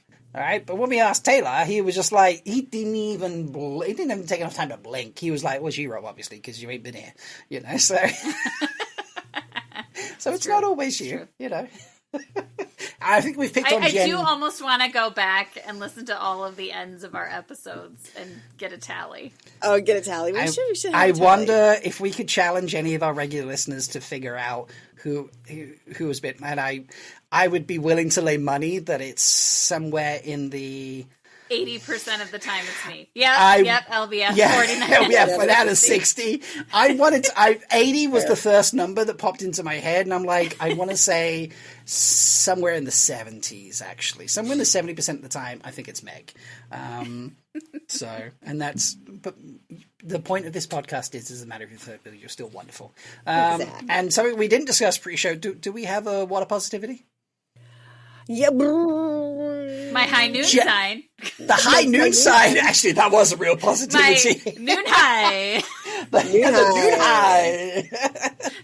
Welcome to Three and I mean, I Readings, kind sponsored of by already Noon told you High. mine, but Comic-Con was amazing. Again, like, just always meeting great people there and fantastic people. And, you know, like, really fun to talk to JMS, and he was very gracious and lovely. And Oh, just- that is definitely a water positivity. I'm sorry, got to say that Yeah, right for now, sure. actually. And, yeah. you know, and people there, too, at Comic-Con are just, like, I mean, you know, they're con-goers. Like, there's like, whatever, there's people along the mix that are, like, you know, probably not well-intentioned. But for the most part, everybody at Comic-Con are just, like, really wonderful people who are there because of the love of what we all do and the love of the content. And so it's fun. It's great.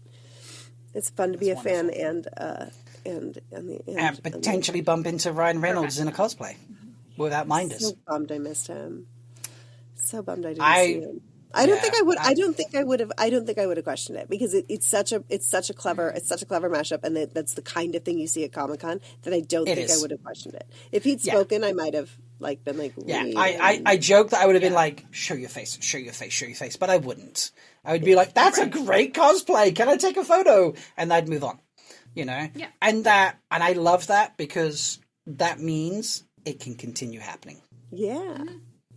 You know, if as long as we allow people to go and cosplay and not have to prove that they're not a celebrity, Right. and just go and be in their cosplay, and just go and be in the con, that allows, you know, celebrities to go and be in the con as well, because they don't get that. And I'm not saying that they're in need of things like that, and they're like, oh, well, they have a hard deal on that, you know.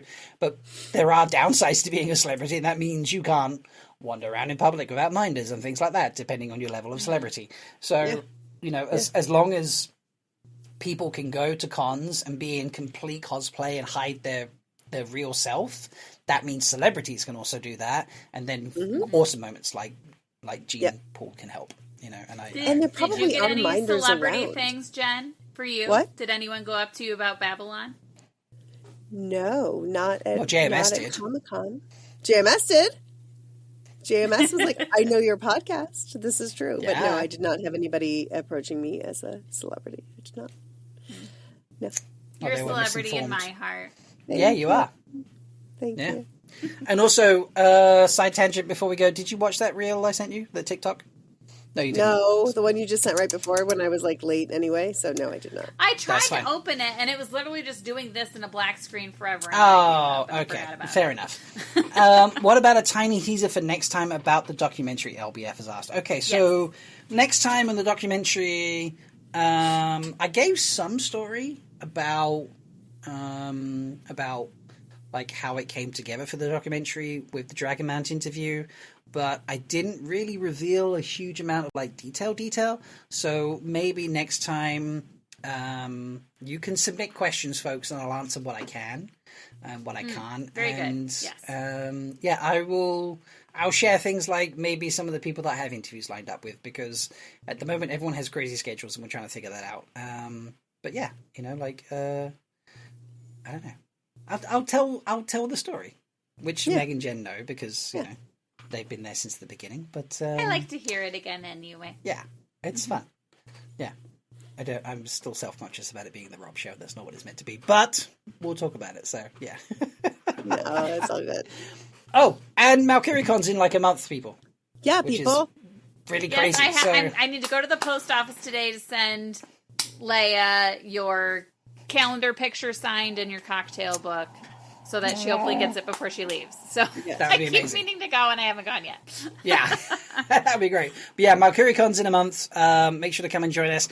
And hopefully at some point shortly after this episode comes out, I will be able to reveal the location of MalkieriCon 2027. The dates are set, September 3rd to 5th, 2027, but the location is yet to have been revealed. Mostly because although I've signed the initial proposal, I haven't actually got the invoice for the deposit yet, and the securing of that. And I just want to be 100% sure that, you know, that's processed and thus the location is secure before I be like, we're going here.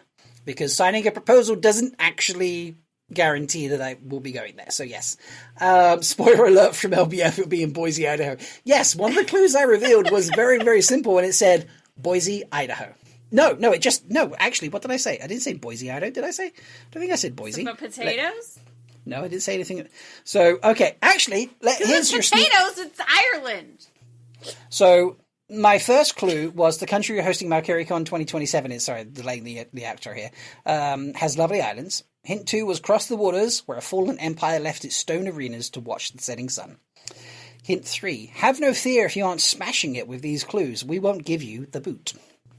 Hint number 4. Italy. Are you ready to feel the earth? Are you ready to feel how the earth was quaking at the ancient home of godly power? Hint number 5, this famous daddy has a famous friend in our new destination. Hint number 6, if you can spot this firehouse, you'll be a superstar. Hint number 7, there's a 30% chance you already know the answer. Hint number 8, let's get topical. Our new destination has a collection of World Cup medals. I'll let you guess when that was released. Hint number 9 was actually Boise, Idaho. So it was Boise, Idaho, I said. Hint number 10, this country lights up the world. And hint number 11, at least one of the MalkieriCon regulars has flown to this country this year. Or in the past year, sorry, not this year, in the past year, let me be clear. So those are the 11 hints, and at that stage I stopped because it was taking a very long time to negotiate with the hotel about certain aspects, and I was like, I don't have enough time to keep going for a few weeks of hints, so we're just going to stop. That last hint was on the 7th of July, so it's taken a while to get there. But we should be revealing It makes me think Italy, I don't know. I Say the will be able to describe why and how each hint connects to our country that we're going to next year. And funnily enough, the more vague I made the clues, the harder people picked a country. So it was quite interesting. When I tried to craft a clue to suggest a country, people were going in every direction. When I was like made it vague as hell, they were like, "Oh my god, it can only be here," and I was like, "All right, fair enough." So yeah, that's it. So thank you so much, folks. And if you don't pay attention to the socials, we will tell you next time where we're going for 2027. So yeah, so like, subscribe, comment, rate and review us, no matter whether you're listening on YouTube, you're listening on a podcast service, all of those things. It really helps. Share us with your friends. Let us know your thoughts on Masters of the Universe, The Odyssey, Spider-Man, all those good things. And yeah, we'll see you next time. Bye! Bye! Once again, we've proven that even when you're the third wheel, You can always find a place to fit in. Join us next time On Three Wheeling. on three-wheeling. on Free Wheeling.